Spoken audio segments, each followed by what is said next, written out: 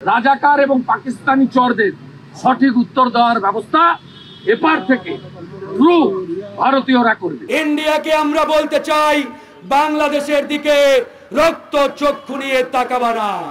তোমরা যদি এই দেশের দিকে রক্ত চক্ষু নিয়ে তাকাও, আমরাও কিন্তু তোমাদের দিকে হাতে তরবারি নিয়ে তাড়াতে প্রস্তুত আছি।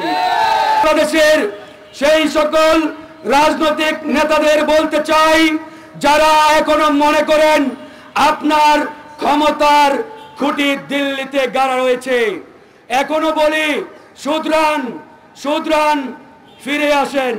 যদি ওই কেবলা দিল্লিকে মনে করে থাকেন, আপনাদের পরিণতি খুনি হাসিনার মতো হতে বেশি সময় লাগবে না। এই বাংলার জমিনে, এই বাংলার মাটিতে ভারত এবং মোদী সরকারের আধিপত্যকে আমরা 5 আগস্টে কবর দিয়ে দিয়েছি। যাকে কবর দিয়েছি, যে জিনিসকে কবর দিয়ে দিয়েছি, সেই জিনিসকে বাংলাদেশে ফিরিয়ে আনার কোনো চেষ্টা করবেন না। সুতরাং এই বাংলাদেশ কিভাবে চলবে, এই বাংলাদেশ কিভাবে পরিচালিত হবে, সেই সিদ্ধান্ত বাংলাদেশের জনগণ নেবে। সেই সিদ্ধান্ত নেওয়ার কোনো এখতিয়ার, কোনো সুযোগ ইন্ডিয়ার নেই।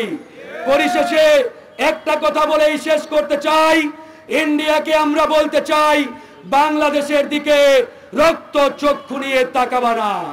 তোমরা যদি এই দেশের দিকে রক্ত চক্ষু নিয়ে তাকাও, আমরাও কিন্তু তোমাদের দিকে হাতে তরবারি নিয়ে তাড়াতে প্রস্তুত আছি।